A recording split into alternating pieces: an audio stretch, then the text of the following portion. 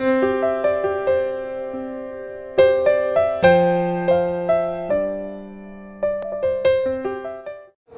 কাছে তুমি অনেক দামি, তোমার কাছে জানতে চাই কি না নিত্য নিত্য তুমি ভিক্ষায় যাও, ভিক্ষা বৃত্তি করে ফিরে এসো ঘরে, সেই ভিক্ষার তন্দুল দিয়ে আমরা রাধা গোবিন্দের ভোগ লাগাই। তুমি যখন ভিক্ষায় যাও, দাঁড়াও যখন কোনো দাঁড়িয়ে মুখে হরে কৃষ্ণ হরে বুলি করে ভিক্ষা চাও মায়ের কাছে তরে, কোন বৈষ্ণব যখন দাঁড়িয়ে যায় কি বলে দাঁড়ায়? জয় রাধে ও মা, দুটো ভিক্ষা চাই, দুটো ভিক্ষা হবে, দুটো ভিক্ষা চাই। কিংবা হরে কৃষ্ণ মাগো একটু ভিক্ষা দাও। তাতে গৃহস্থের কি হচ্ছে? মায়ের কি হচ্ছে? হয়তো কোনো কর্মে ব্যস্ত ছিল, কোন ভিক্ষু দাঁড়িয়ে কৃষ্ণ নাম রাধা নাম কর্ণে শোনায়, তাই না? তাই তাতে মায়েরও কৃষ্ণ নাম শ্রবণ করা হয়, সঙ্গে ভিক্ষাও দেয়। কেউ রিক্ত হস্তে ফেরায়, সেটা তার ধর্ম, তাই না? কিন্তু যখন যাও তুমি গৃহস্থের দাঁড়িয়ে মুখে কৃষ্ণ নাম করে ভিক্ষা চাও, তারপরে তুমি ভিক্ষা পাও।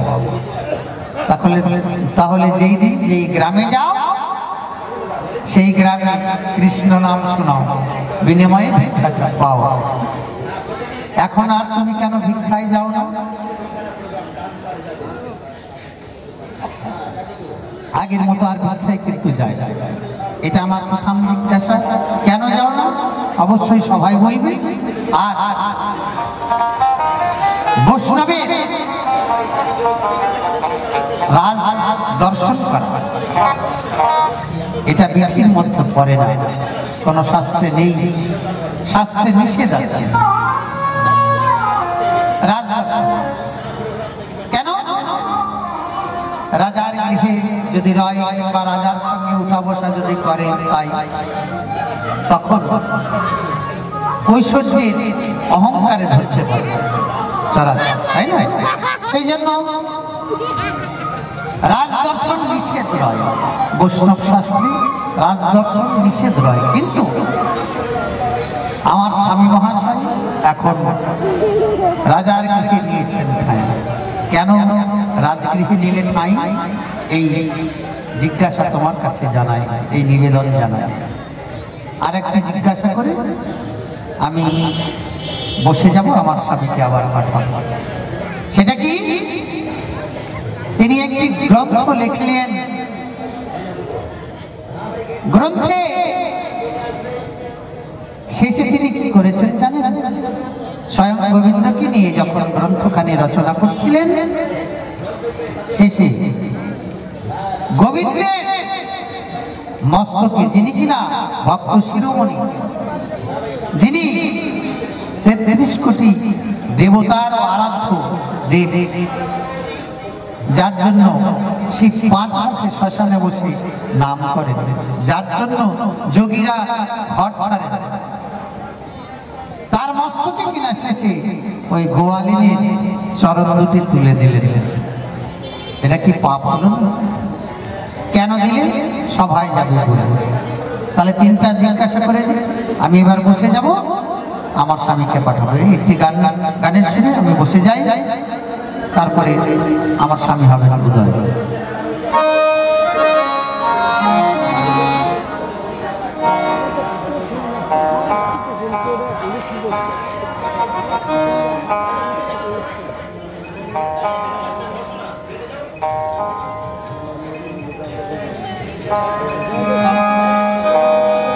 সৎসঙ্গয়া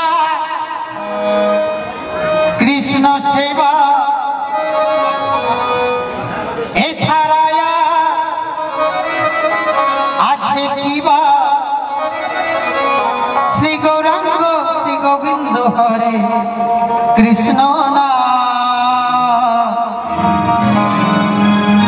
একবার জপ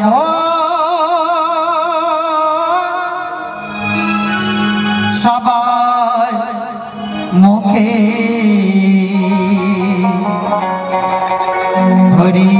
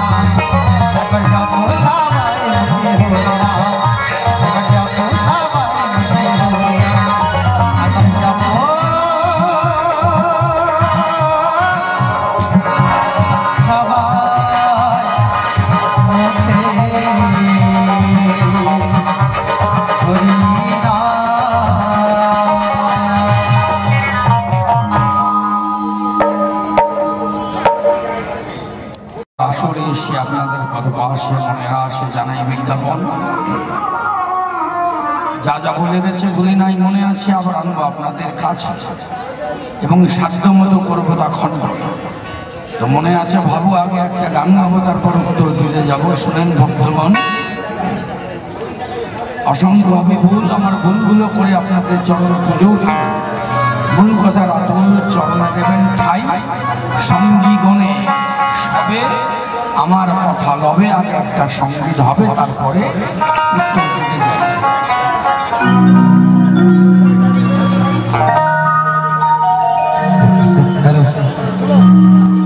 সোনামন্ত্রী আমার গুরুর চরণে শরণ যেন থাকে, চরণে শরণে যেন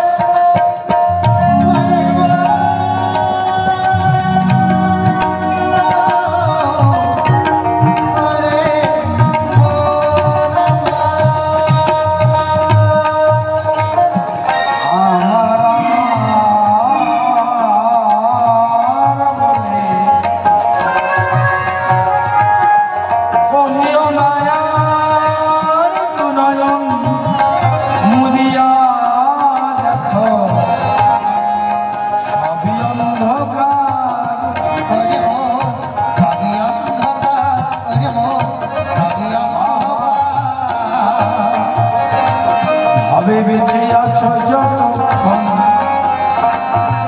আনন্দ করো,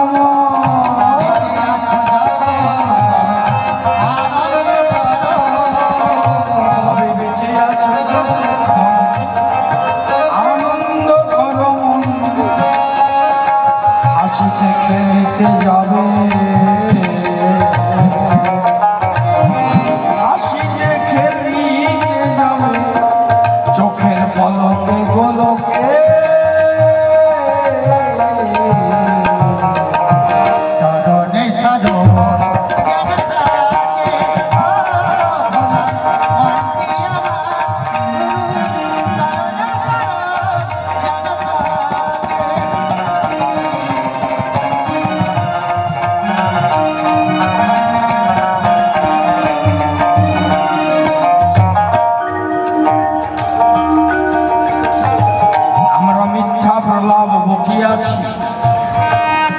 বকিয়াছি, অপরাধ করিয়াছি, অপরাধী হইয়াছি, এই ছিটা যেন আর না হয়। অর্থাৎ যা করেছো স্রষ্টার কাছে ক্ষমা চাও। আমি ভুলের কাজল চোখে পড়েছি, ভগবানের কাছে ক্ষমা চেয়ে, সৃষ্টিকর্তার কাছে ক্ষমা চেয়ে, তোমার ভুলের মাপ চেয়ে চোখের জলে ভুলের কাজল ধুইয়ে দাও। অর্থাৎ সাগরে যদি ডুবিয়া মরো, গুরু তোমার কান্ডারি তাহারে ধর।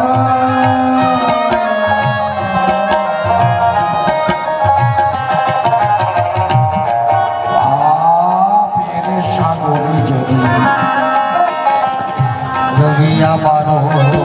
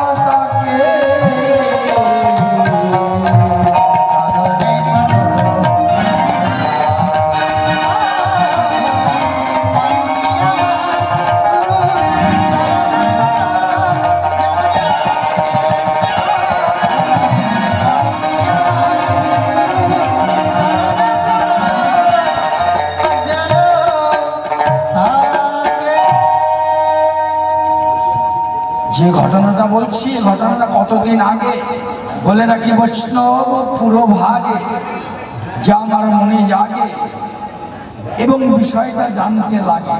শোনেন, তাই যে জায়গাটার ঘটনা সেই জায়গাটাতে যায়। 600 বৎসর আগে চতুর্দশ শতাব্দীতে এই ঘটনাটা ঘটেছিল। তখন বাংলায় ছিল সেন বংশের রাজ্য। ইতিহাস করেছে ধার্য, বাংলায় তখন সেন বংশের রাজ্য, অনিবার্য কার্য করতেন নবদ্বীপে বসে। কিন্তু জয়দেব পণ্ডিতের এই কাহিনী হলো জানাজানি, নারী পুরুষ তারা করে কানাকানি, সেই কথা রাজার কানে আসে। কে শোনেন অত্র? সে বল্লাল সেনের পুত্র, সেটা হচ্ছে নদিয়ার নবদ্বীপ ধাম। স্বাধীনভাবে রাজ্য করতেন নবদ্বীপ ধাম। লক্ষণ সেন তার নাম। বল্লাল সেনের ছেলে নবদ্বীপ, সে হচ্ছে গিয়ে গঙ্গার কূলে স্বাধীনভাবে রাজ্য করেন। তাই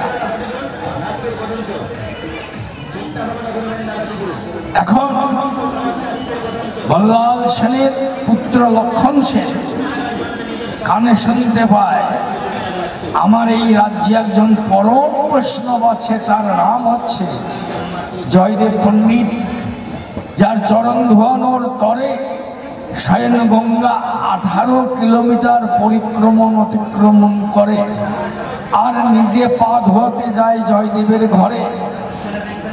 বিশেষ করে তাই আমার কৃষ্ণ কানাই সকলের মুখে শুনতে পাই স্বয়ং কৃষ্ণ এসে তার ঘরের পত্নী, যিনি গিয়ে জগৎপতি, কৃষ্ণ সাজে তার পত্নী পদ্মাবতী।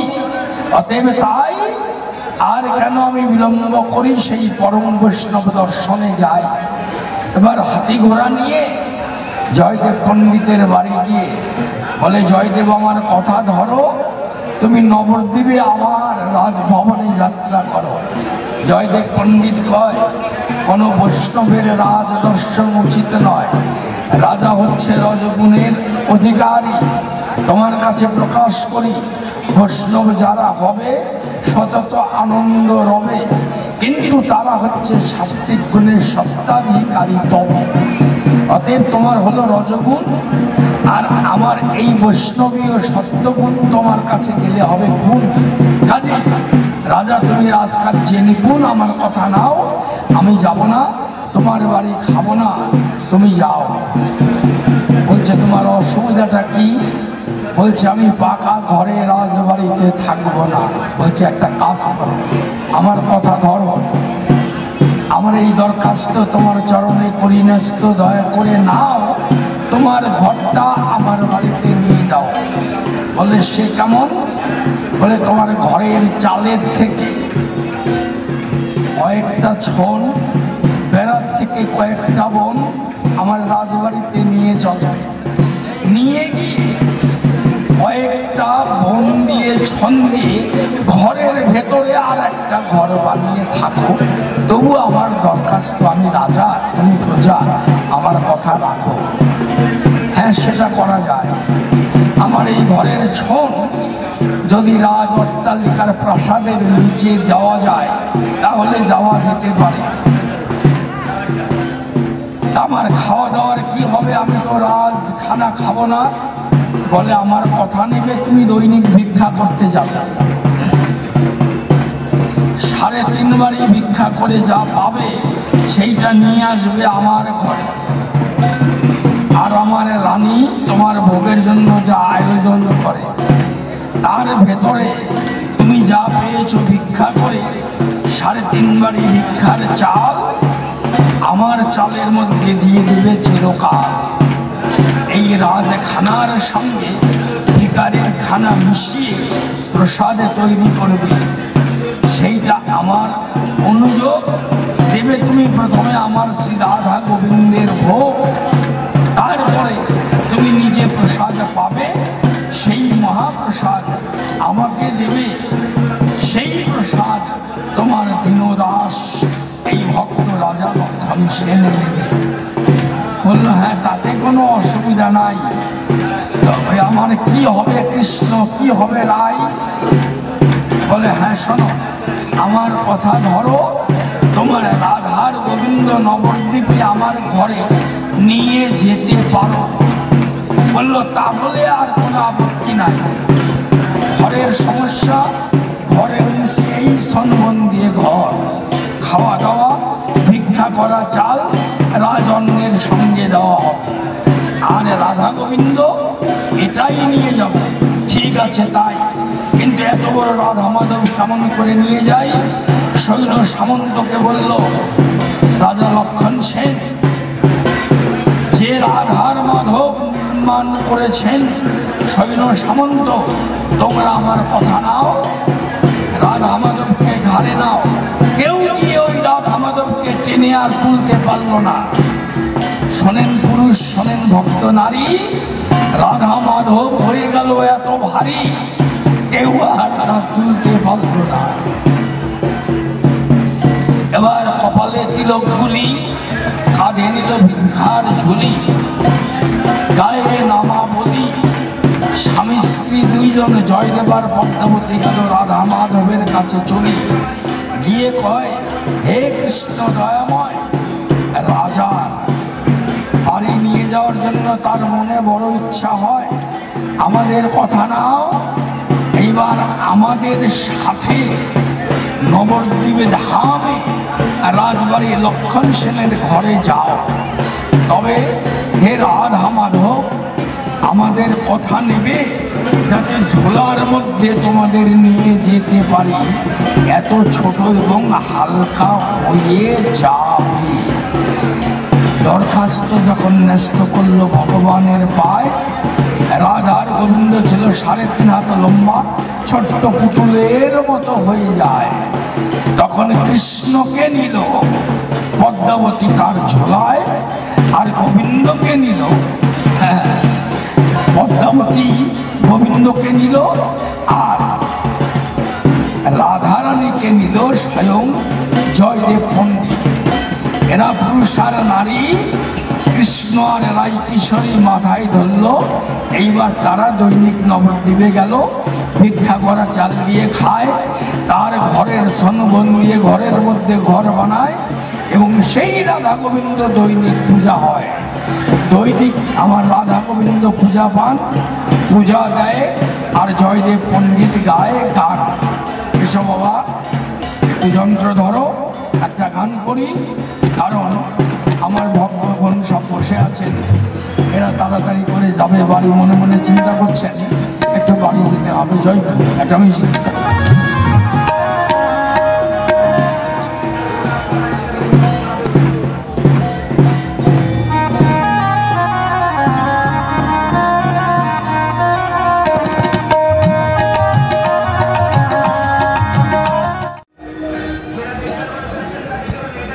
ঘরের বাহির করে ছাড়ে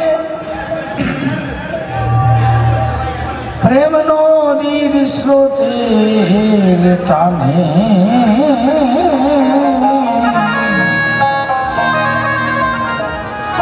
কৃষ্ণ প্রেমের ঢেউ লেগেছে যার প্রাণে।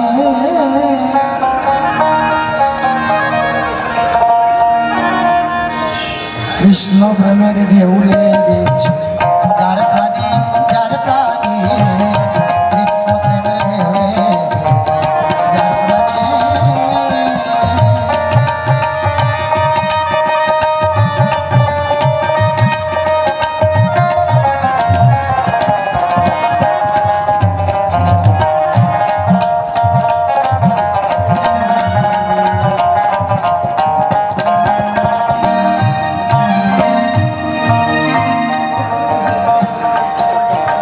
বসেছে নাম যার অন্তরে,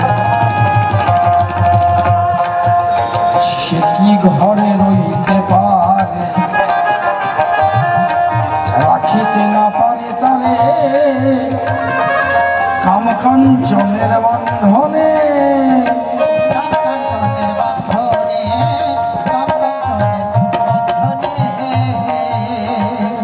হরিনাম কৃষ্ণ নাম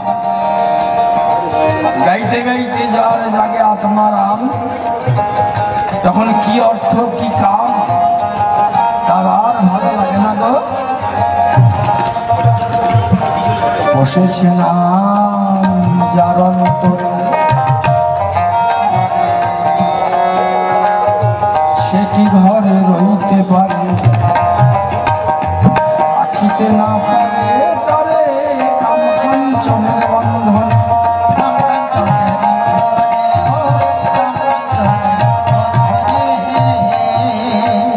সেটি থাকে ময়ার ঘরে, সদাই নাম লইয়া ফেরে।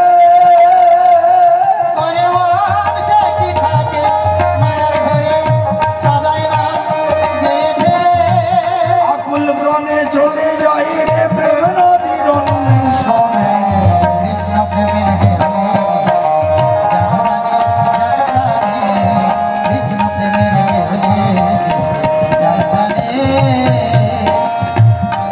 কৃষ্ণ প্রেম তার জল কেমন নদী সুনির্মল। কেন? এই যে কৃষ্ণ প্রেম জনু জম্বু নদী হেম, হেম মানে সোনা, কিন্তু সব সোনা হেম নয়। সোনা হলে তার মধ্যে খাদ থাকে, মানে আবর্জনা থাকে, কিন্তু যেটা হেম ওর মধ্যে খাদ থাকে না। তাহলে হেম কোনটা, সোনা কোনটা? সোনা আমার মা, আমার বাবা যারা পড়ে আছেন সেটা সোনা। হেম কখন? এই সোনা যখন কর্মকারের দোকানে নিয়ে যাবেন, সে তখন মুশির মধ্যে দিয়ে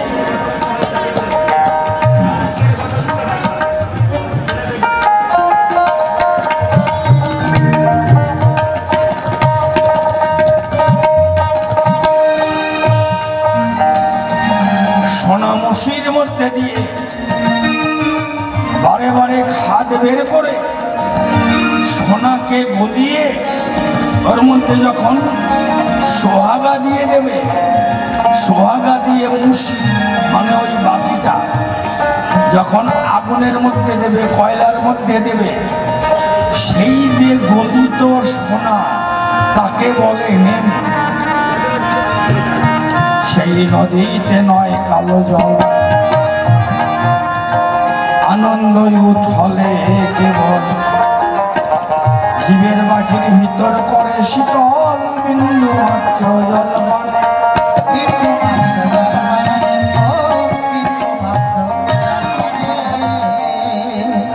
সেই নদীতে দিয়ে ঘোরা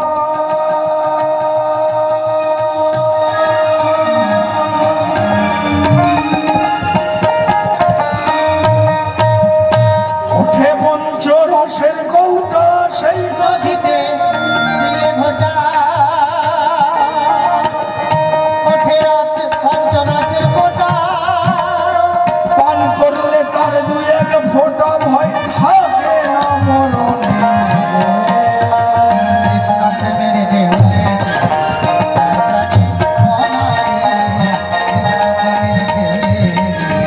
যার প্রাণে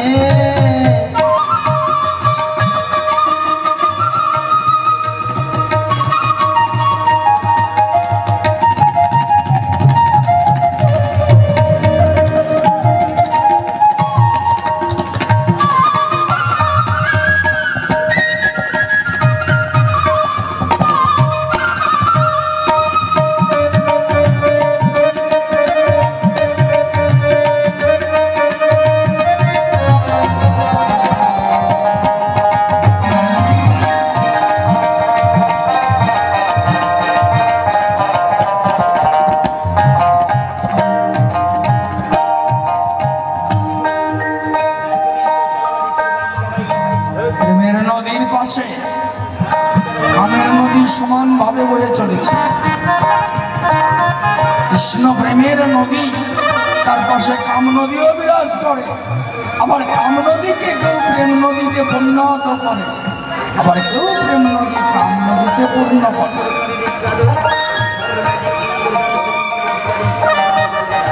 তা প্রেম নদী যখন কাম নদী হয়, শোনেন বৈষ্ণবী ও বৈষ্ণব মহাশয়,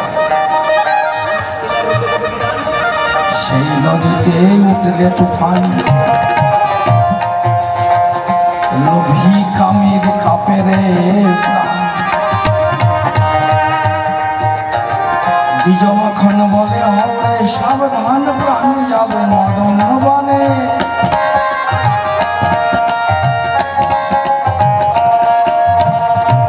সেই নদীতে উঠিলে তুফান, লোভী কামির কাপের প্রাণ। দ্বিজ মাখন বলে হরে সাবধান,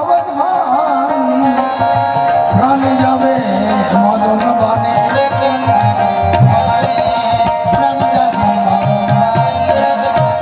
হরে কৃষ্ণ হরি বলে আয়না সবাই বাহু তুলে। হরে কৃষ্ণ হরি বলে আয়না সবাই বাহু তুলে। আমরা নিত্য ধামে যাই রে চলে, নিত্য ধামে যাই রে চলে, কি করবে কাল সমনে।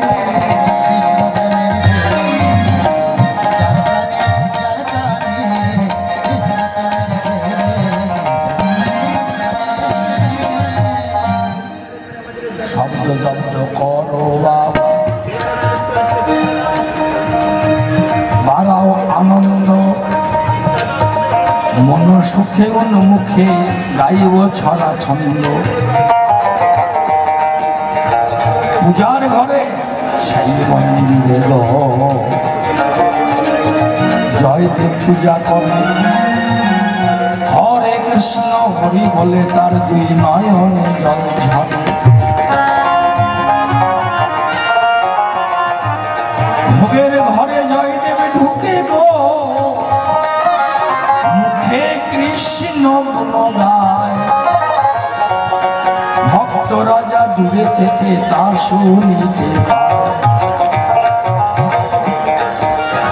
পূজার পরে জয়দেবীকে ধরে সেই লক্ষণ সেনরাজন, শোন ভক্ত করি উক্ত আছে নিবেদন।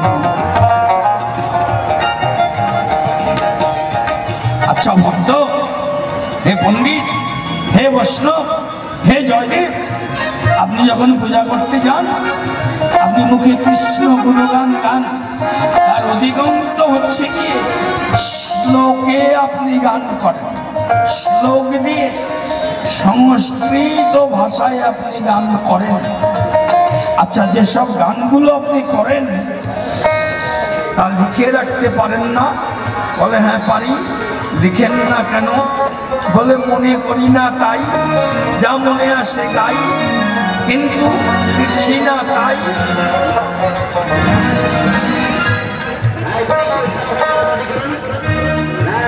রাজা বলে পণ্ডিত করবেন না সময় বৃথা, আজ থেকে আপনি গানে গানে লিখুন কৃষ্ণ কথা। আপনার গীতে গোবিন্দ কথা লিখতে হবে, আর বইটার নাম দেবে গীত গোবিন্দ। যে গীতের মধ্যে গোবিন্দ কথা আছে সেই কথাই লিখতে হবে ওই বইতে। তাই শুনিয়া পণ্ডিতের বাড়িল আনন্দ, মনের সুখে লিখে বসে শ্রী গীত গোবিন্দ।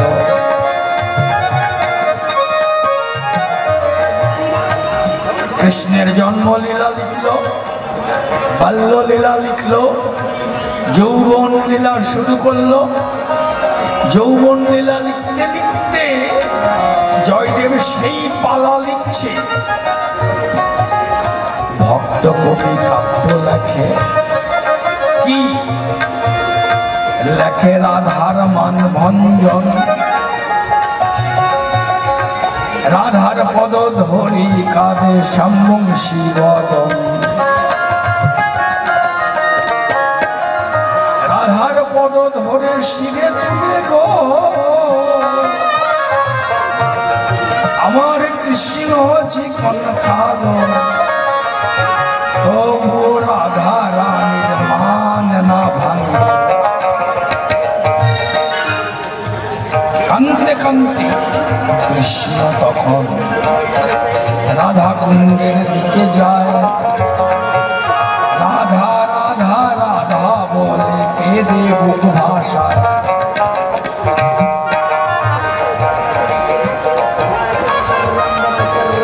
এখানেই প্রশ্ন করেছে যে তোমার কলমে ওই গীত গোবিন্দের মধ্যে একটা গোয়ালিনীর চরণ মানে রাধার চরণ জগৎ পূজ্য ভগবান কৃষ্ণ তার মাথায় তুলে দিলে কেন?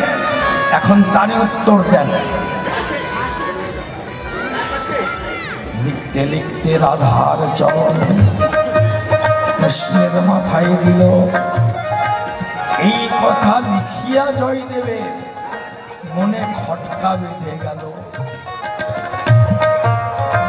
যিনি জগৎ পূজ্য কৃষ্ণ গো শ্যাম চিকন কালো, তার মাথায় গোপীর পদ দেওয়া হবে না তো ভালো।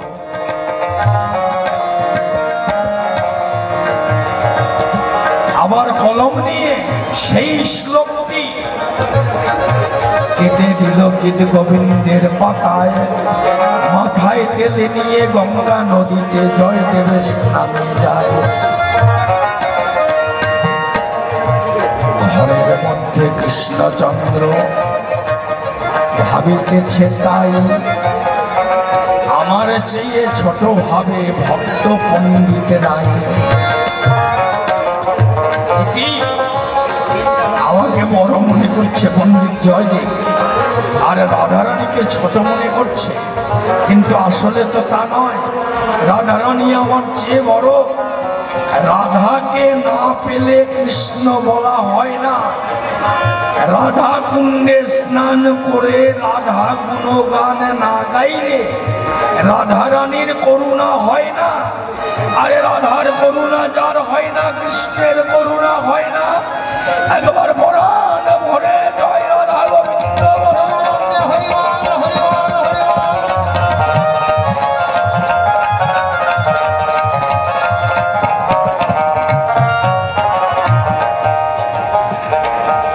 আমরা যারা রাধা কুণ্ডে যাই বৃন্দাবনে, রাধা কুণ্ডে স্নান করিলে কাটে মায়া ভাসি, অবশেষে রাধা রানী করে নেই যে দাসী।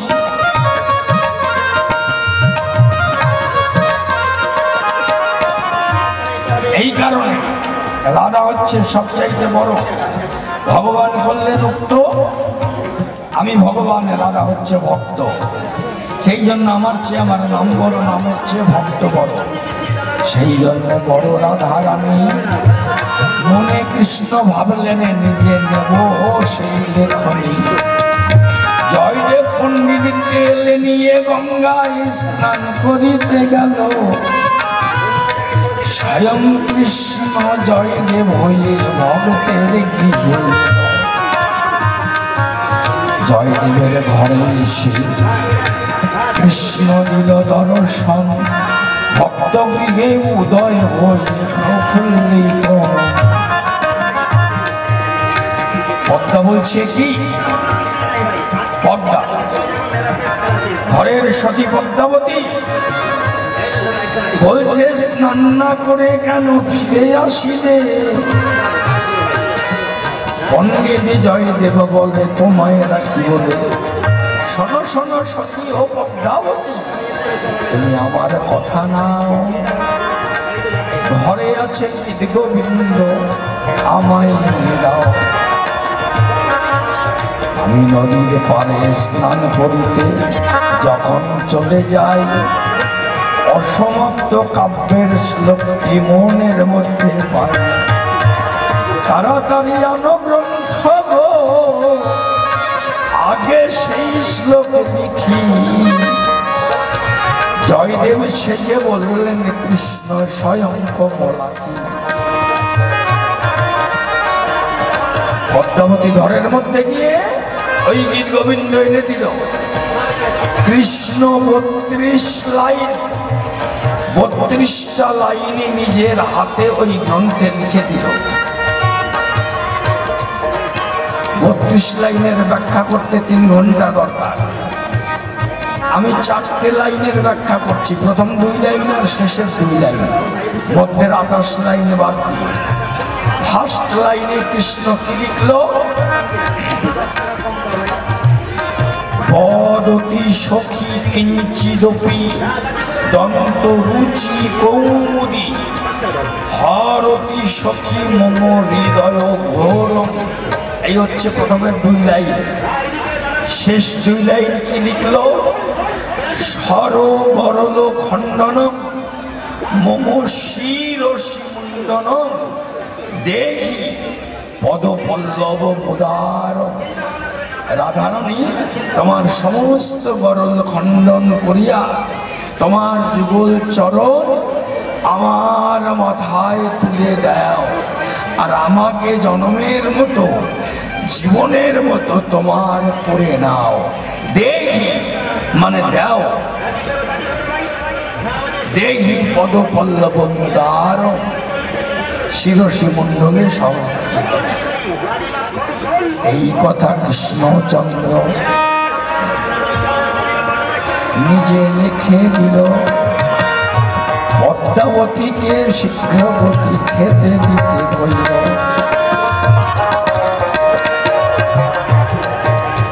পদ্মাবতী দ্রুত গতি গো, বইটা রেখে দাও। গ্রন্থ রেখে ওগো সতী আমায় খেতে দাও। গীত গোবিন্দ ঘরে রেখে স্বামীকে দেখে অন্ন ব্যঞ্জন থালাতে বাড়িল। ভক্তের গৃহে শ্রী ভগবান সেবাতে বসে করে শ্রী গোবিন্দ গো আলঙ্কে গড়াগড়ি যায় পতির প্রসাদ পদ্মাবতী আনন্দে তাই খায়। সবই খেয়ে ফেলেছে, সামান্য একটু বাকি রেখেছে প্রসাদ দেওয়ার জন্য। ওই পতির প্রসাদ সতী গিয়ে তখন তাড়াতাড়ি চলবে পতির প্রসাদ তখন সতী তখন তাড়াতাড়ি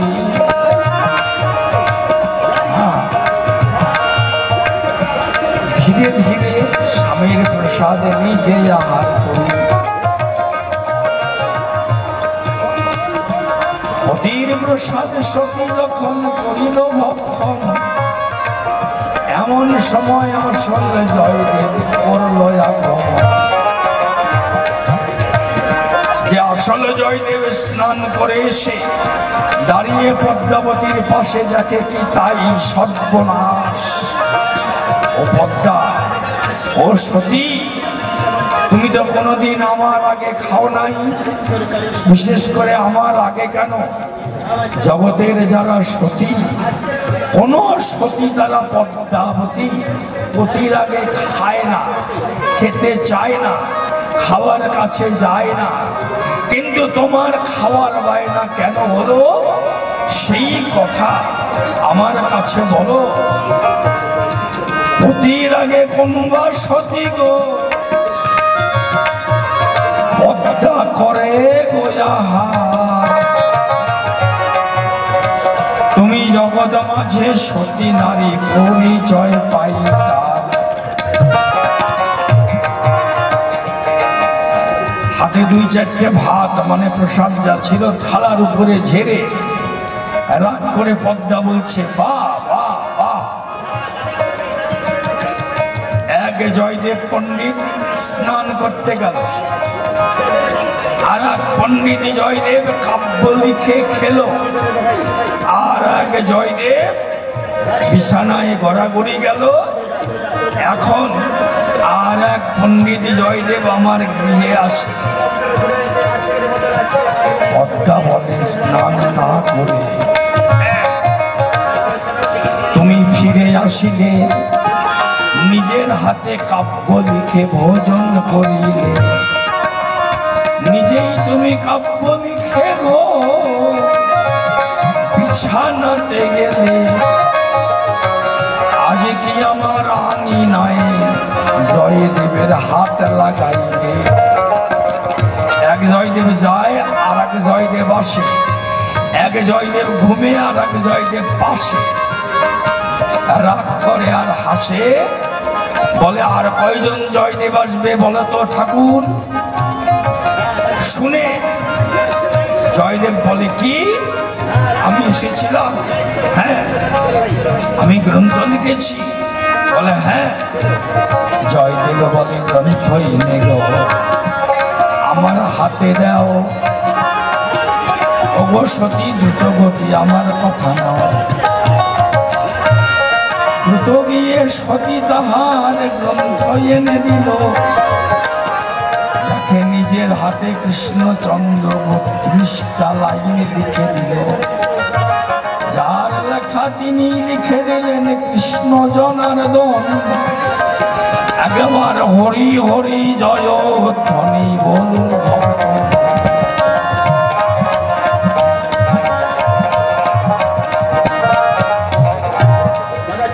হে কৃষ্ণ, একদিন তুমি বীরভূমে আমার ঘরে পদ্মাবতী হয়েছিলে, আর আজকে তুমি আমার রূপ ধারণ করলে।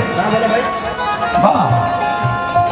বইটা প্রণাম করে ঘরে রেখে এসে দেখে তাই জগৎপতি প্রাণ কৃষ্ণ, তার প্রসাদ দুই চারটে অন্ন ছাড়ার পাতে নাই। জয়দেব মনে মনে চিন্তা করলো আমি ভগবানের প্রসাদ আগে গিয়ে চাই। গ্রন্থ রেখে দিয়ে জয়দেব পণ্ডিত ভক্তি করে প্রণাম করে তখন তাড়াতাড়ি জগৎপতির প্রসাদে জয়দেব পণ্ডিত চেয়ে খাচ্ছে কারি ভগবানের প্রসাদ আর সতীর প্রসাদ এ দেব কি ছাড়ি একেবারে প্রেমানন্দে ভক্ত গণে বলো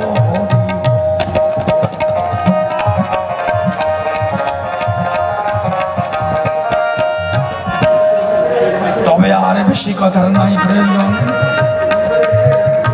যখন সতীর প্রসাদ পতির প্রসাদ জয়দেব পণ্ডিত করিল ভোজন, গোবিন্দের প্রসাদে যখন বদনেতে দিল, আঙিনাতে উদয় হলো কৃষ্ণ চিকন কালো। জয়দেব বলে, ওগো কৃষ্ণ কালো, তুমি কেন একা এলে? শ্রীমতী রাধা কোথায় রইল? আমাকে যুগল দেখা দিতে তোমার কেন বাধা? আমি একা কৃষ্ণ দেখব না? রাধাকে আনতে কেন বাধা? পদ্মাবতী দৌড়ে এসে হয় কৃষ্ণ জনার্দন, তুমি রাধা রানীকে এনে আমার আঙিনায় করো যুগল মিলন। তখন বদনে বাসিটি বাসিতে ডাকে রাধা রাধা, ডাকতে ডাকতে বামে এসে দাঁড়াইল অঙ্গের আধা রাধা। আঙিনায় তৈরি হলো যুগল মাধুরী, প্রেমানন্দে বলো ভরে বলো হরি হরি হরি বল হরি বল হরি বল হরি বল। জয় জয় রাধা গোবিন্দ প্রেমানন্দে আবার ভক্ত গুণে বলুন হরি হরি বল হরি হরি বল। আবার কালকে যথাবিধি 3টায় শুরু হবে, আপনারা এসে গান শুনে যাবেন।